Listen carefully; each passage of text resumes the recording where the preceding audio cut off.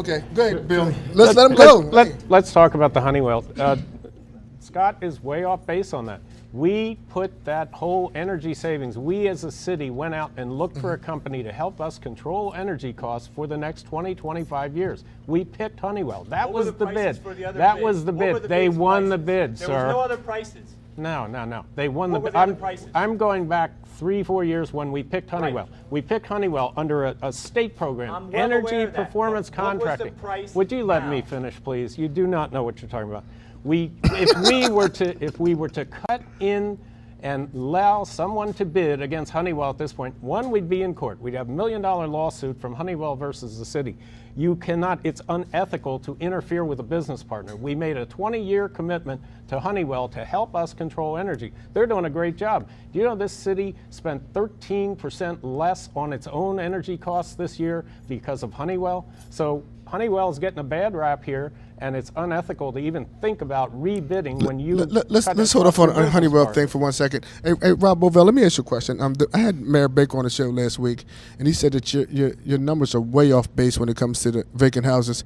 He said that the houses are more or less like 60, and you keep saying 155. Is that vacant properties? Yes. No, the list. No. I think he was talking about properties that the city own. Is that okay? True? That number may be pretty low, but still, they're vacant properties. Mm-hmm. And I believe the city can stand up to a different challenge when you're land banking properties through other organizations or private sector. Why not take those properties back and make affordable housing? The land assessment and tax assessment for those properties doesn't change. Why have those properties tore down in these low-income areas and then build properties on the same land that was cheaper for 150 or 200% of the value? We can make it more marketable. The city has that control to do that. All you do is take it to council, take it to floor. We start other initiatives. And I believe if you have an administrator or a mayor that wants to do that, instead of kicking everything to outside contractors, instead of giving everybody else the bids and let them do it and say the city don't want to be in the housing business. The city need to be in every business that it can get in to bring an income here. Okay. And if this can bring an income, I think we should do it. Did you guys have a question? I need to drink water. Yeah. Trippy, you about ready for your announcements? Okay. Hey, Dennis, let me ask you another question. A couple of people asked me, what do you mean by you're not going to hug thugs? I'm not hugging thugs. What do you mean? Well, they know what it means. It means I'm not going to sit up here and caress people who run up and down the street with firearms and commit havoc in our city. I'm not doing that. Mm-hmm. I'm not bringing people in who are pulling guns on people, robbing and acting silly and having gun battles in our city. We're going to arrest them. That's what we're going to do. What do you think is the solution to some of the crime issues? Well, there's a multitude of solutions. Employment, number one. It's one of the things we can do, but we can't just come out and create jobs until we make the city safe. When we make the city safe, businesses will come in and want to invest. Until then, we're going to be running this dilemma. People are going to be fleeing out of the city with guys like this that want to raise the taxes 15% and, continuously having crime. We're going to have people just fleeing our city. Okay.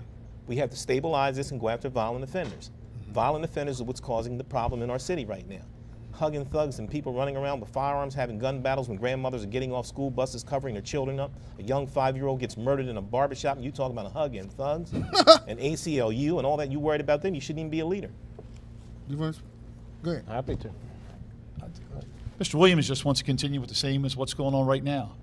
We arrest everybody in the city. It doesn't change. We had arrest everybody in the city because people are still on the street.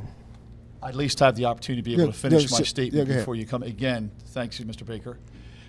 Again, well, thank you, Mr. Baker. We had someone shot this afternoon at 4th and Monroe in the afternoon. We had a homicide the other day. Locking people up continually is not working. Jump out squads are not going to work. What's going to work is community policing officers dedicated to neighborhoods that I've been trying for 5 years, council has, and it's got nowhere with the current administration. It's the proven fact when you put people in neighborhoods, police officers, crime is reduced. Right now, we don't have that. The only way we have that right now is through an overtime policy. We're paying people to walk around neighborhoods. It should be part of what goes on. But Mr. Williams wants to continue the aggressiveness of him, jump out squads and all like that. That's not going to work. It's not working right now. Thank you, Kevin. You have to use technology. You have to use different ways to reduce this crime that's going on. Thank you. Kevin's voted against 16 budgets, so he didn't care about public safety anyway.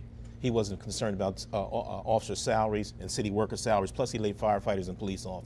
So he's talking about public safety. He's in another world. He voted against 16 budgets. He even made commitments to this administration that he would support the budget and then voted against it. And so how many tax increases did you do in Dover for personal property taxes? Would a real Kevin Kelly please stand up? He talked about supporting. Sherry Dorsey for city council. He backed down from her. He talked about Bob Williams supporting him for city council. He backed off from him. Will the real Kevin Kelly please stand up? Let's get back to public safety. Let's get back. Hold on a second. Hold on. I'll talk about the real Kevin Kelly. He doesn't know what budgets I voted for and what you Hold on for a second. Voted against 16. You said it. You Exactly. told me. All right, go ahead, Scott Spence. Go ahead, Scott. How many budgets are there in the Let's get back to the clear and present danger facing our city with crime. Now, you asked us about how we worked together these last few months. Well, you know, I've known Dennis Williams for years. He's known me growing up. My father was a police officer. I'm part of a police family. And the initiatives I have to cut crime now and the homicide unit are based on a police advisory committee that includes retired police officers and current police officers. So I know what I'm talking about, and I say what I mean, and it's on my website. But specifically, we cannot say we're going to cut crime now just by saying we're going to crack heads, lock people up, take names, and ask questions later. Being tough is a simplistic thing is saying we're going to plug the dike when the levee's coming over. We need to have an approach that involves the police and bringing back a youth aid division. You know how well that worked on the force. And one thing that's remarkable, when there's people watching us, the number of people whose lives were turned around by a youth aid division and then a homicide unit. Without that, I'm going to ask how many people have to die before we get control of our city's violence and save lives at a homicide unit. Ronnie Graham has a question.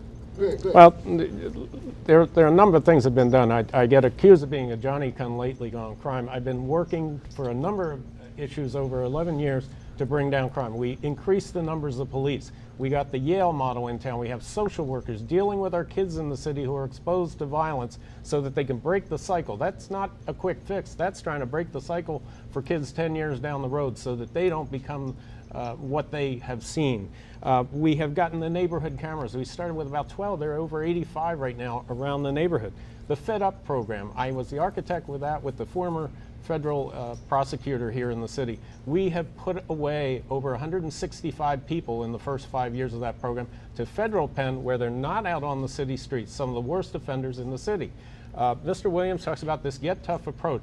Zero tolerance doesn't work. You alienate the single mother sitting on her porch if you arrest her for an open can of beer or something like that, and 2 weeks later you want her help with a shooting on the block. You don't get that. And you don't get that from Kevin waving a wand to create community policing. We all want community policing. You've got to bring down calls for service. What we're going to do, thank you, what we're going to